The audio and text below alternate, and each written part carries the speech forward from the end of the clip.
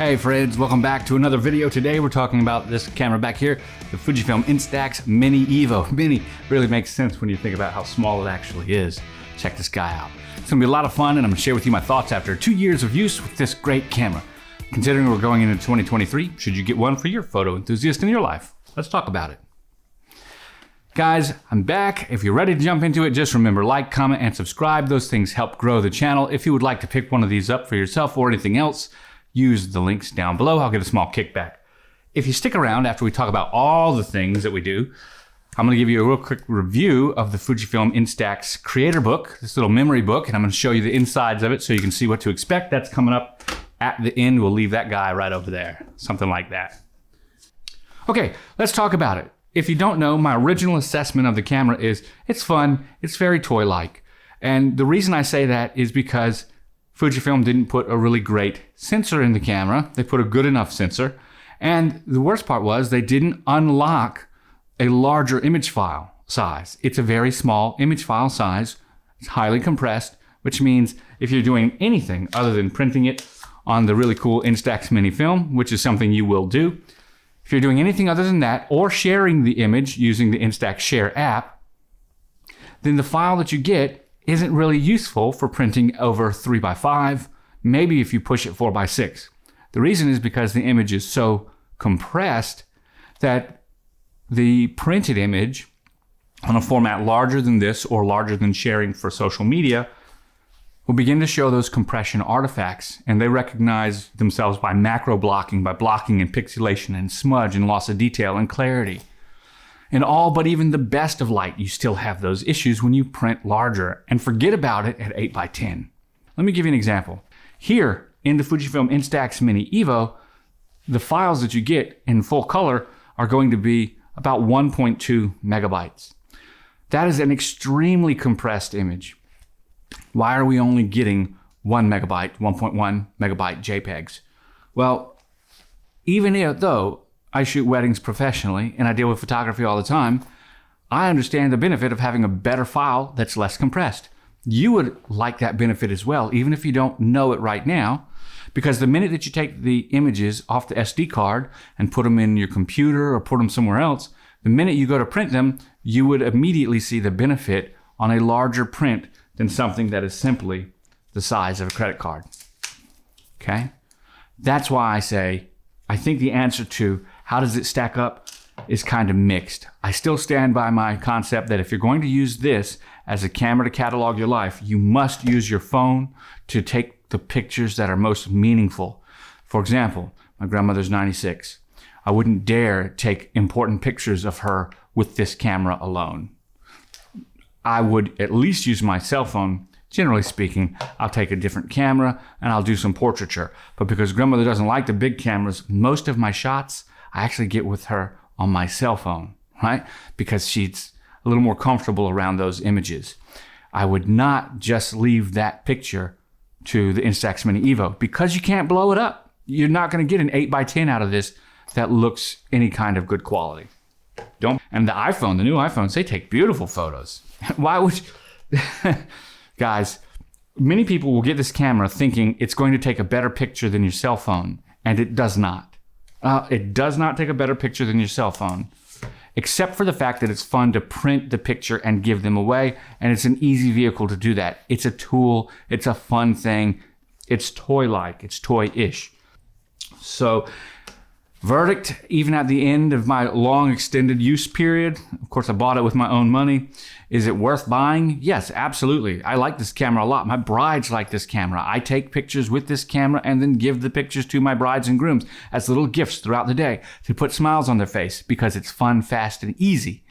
I would not try to use this camera to deliver pictures to them. So get it for that reason right there. And then because I've got other X series cameras and other X series printers, I can take really cool pictures on my other cameras, like my X-T2 or whatever I want, and then print them off and do the same thing. So that presents a little bit of a conundrum that we'll talk about later when I share with you my updates. Let's move into body and handling. After this 2-year period of using the camera, I would have expected that the non-user replaceable battery, the lithium-ion battery that's in here, may not have held up all that well. It's not really that large of a capacity battery. You know, you go through hundreds of cycles. I've done at least 1,000 images printed off of this camera, 100 packs of film, no joke. I go through Instax Mini film like crazy, and I enjoy it because it's cheap and easy and fun. So I got Instax Mini prints everywhere. But anyways, after going through all those sets of film, a lot of questions I've gotten is, hey, what do I think about the battery and not being user replaceable? Although Fujifilm should have made, in my opinion, some attempt to allow us to have a battery replacement program or included a user replaceable battery, I don't actually think that it matters that they didn't. And here's why. The battery is held up just fine. I can get 2, 3, 4 days, 5 days of use on this without a charge. Easy. If I put this and just carry it along with me and I take it out for pictures here and there when I go on walks with my kids and stuff like that, it's no problem. If I'm printing during that time, they say you'll get 10 packs of film on one charge. I don't know about all that if you're actually considering using the film in between. Maybe their metric for how they got those 10 packs of film, the 100 prints, ended up being print after print after print with images that were already on the camera or the same image 100 times just to see. Nah. When I'm using this camera and printing images, 3 or 4 packs has been pretty standard ever since the beginning of use for the camera. And I would say that's pretty good. So 4 packs of film, 40 prints, plus the shooting time in between. You know, the camera stays on, you're shooting, moving, and communicating. That works well. So as far as the battery life check, absolutely no problem. Next thing is, people have asked me what kind of lens filters and hoods I use. I don't know why. I don't use a hood. I don't use a protector. I don't use anything on this camera. I will go over a flash that I use in just a moment, but I don't use any of that stuff on this camera. Now, I want to show you up here. Maybe I can do that so we can kind of see. I'm trying to get this in the focusing mirror. There you go. Okay, do you see those scratchy little lines? Do you see those scratchy lines right there? Okay, what you see shiny, that entire shiny piece in the center of the black ring around the silver ring, okay, that is a plastic lens cover. Many people mistakenly think that's the lens. Do you now see that little tiny shiny piece in the very center? Okay, maybe you do there. That little tiny shiny piece, that little dot in the center, that's the pinhole camera that's in here. That's the HTC One M8 camera lens module. That's my speculation. In any event, that's the camera. Now, do you see all those scratches on there? Many people would ask, hey, do those make a difference? And the answer is no. This is a plastic lens cover.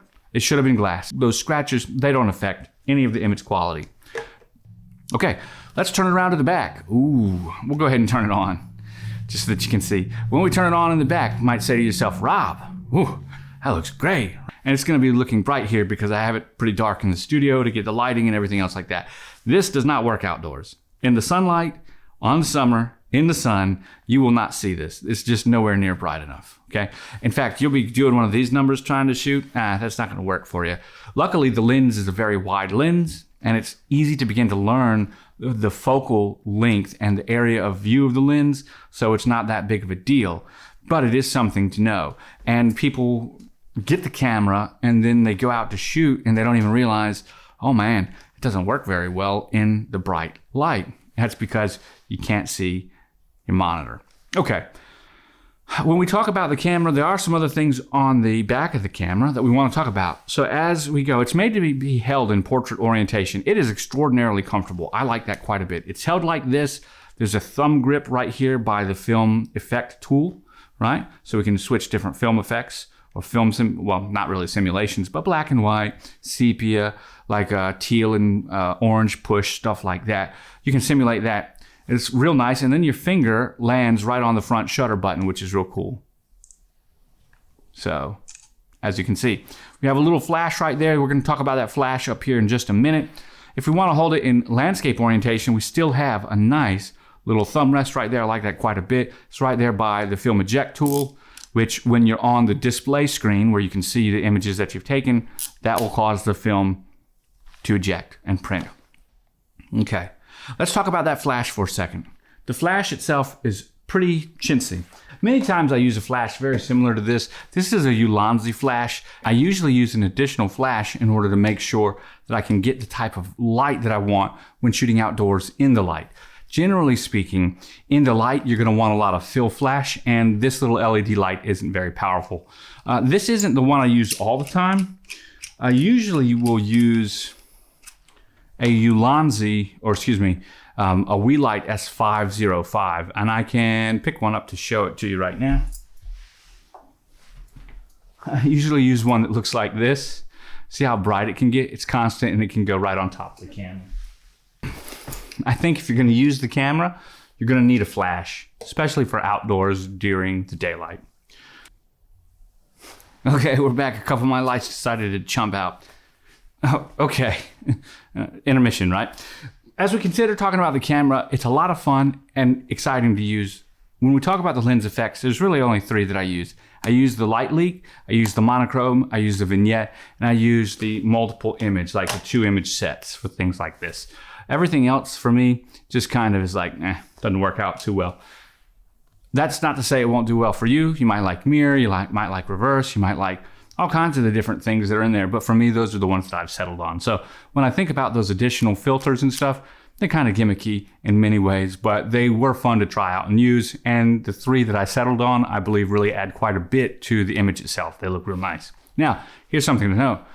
When you make your images, that's how they are. You cannot change the effects after the fact. So half the fun is actually choosing which ones to shoot with and how to shoot with them while you're shooting. One thing I like to do is go to my half frame and shoot in monochrome on one in portrait and shoot in landscape on the other in color. That gives a really interesting look and feel to that. And if you do it on a bordered black paper or something like that, which you can get, it just adds a really neat look. So in that instance, that's my pro tip and I'd use it there. Let's now go ahead and talk about the last part of this, which are some alternatives that you might enjoy using. Number one, and the most important I believe here, is actually the Instax printer, as well as an Instax camera, an X series camera, not Instax, X. When we get into the X series camera, any X series camera will communicate and print through an Instax Share printer, the Share printer 1, 2, or 3, depending on the different models in any of the wide, square, or Instax mini format. The printer will also print from your phone. So if you were looking at this and you wanted to say, Rob, I'd really like something that works a little bit more interactively with me, that I can have the really great image resolution as well as the print capability, and I don't mind getting an extra piece of equipment, what would it be? It would be a combination like this. This would definitely be the step-up game for you. But what does something like this cost? Well, you can get an Instax Share Printer 3 on sale for about 99 bucks. So you're $100 there. To get a new X camera would just be too much money. Get a used one from a place like KEH, B&H, or Adorama. Get an XE2 or 1. That's a several, 8 or 9 years old. They're going to work great for you. XE2, if you want 24 megapixels or larger, an XE2, XT2, X100S, things like that. X Pro 2 is what you're looking for. And in those instances, you're going to be for the XE2, which is the exact same form factor as this, just no viewfinder, the X100F. You will get it for around 300 bucks, the XE2, maybe a little more, maybe a little less, depending on the condition. You'll need a lens to go along with it. Get the 23mm f2 lens, you'll be good to go. The 23mm f2 lens used will get you another 300 bucks, 250. So you're at about $550, $600 plus the printer, that's 700 bucks, and you've got yourself a wild system that will work great for you and really just blast off your photographic journey. So if you're an enthusiast and you've got a little bit more money to burn and you want this dual role, then that's what I would suggest. If you wanted to just have another printer, I don't think buying the printer for your phone is a great idea unless you want to do the instant prints now. You plan on buying an X series camera in the future, and so you get the printer now to work with your phone so you can have instant prints, and then after Christmas or holiday time or something, you can pick up an X series camera. That would work. If you're trying to buy your way in stages, that would work. But if you were to say, Rob, if I'm just going to print with my phone and the printer, which one would I use? Well, just get the FujiFilm Instax Mini EVO because it will print to your phone as well as it uses as a camera. So yeah, that's my take on it. So if you're looking for a hair, it's time for the bonus. What do I think of the Instax Mini Instax photo book? This activity book is a cool idea. However, I haven't finished or filled it out. And the reason's quite simple. I don't know how useful it is. You're gonna see them for 12 bucks. Don't pay $12 for them, because let me share with you some of the activities. Okay, do-it-yourself chalk bombs away. That's activity number 1. So you gotta figure out what you're gonna do with chalk. You have to scratch off this right here, which will tell you the type of activity that you're gonna do. Then you gotta go do it. So this entire book, each one of these pages is another $10 or $20. In my experience, you're gonna be on the higher end of these date night activities or fun activities with your kids. Each one of them are 20 bucks to have a picture to go in here. That means that you've got another $200 that you're gonna be spending as an ancillary cost just to fill out the book.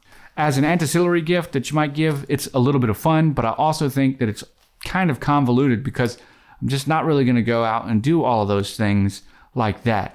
Not that I wouldn't like to have fun with photos on donuts on a string or a family balloon pie night, but I'm not really interested in any of that necessarily by putting donuts on a string, having 2 people holding it and try to eat the donut faster than the other person. At this point in time, who's taking the pictures, right? I guess everybody? I don't know. So for me, the book is a pass. Make your own book over at Michael's. You can go get one of those little logs. You know they've got them there and have a lot more fun. So that has been my take on the FujiFilm Instax Mini EVO. I hope that you have enjoyed listening to me talk about it. If you have any questions, please post them down below. If you have any thoughts, share your thoughts. I'd love to hear them. Guys, my name is Rob, and thank you for watching. Remind you that I will catch you on the flip side. Bye for now.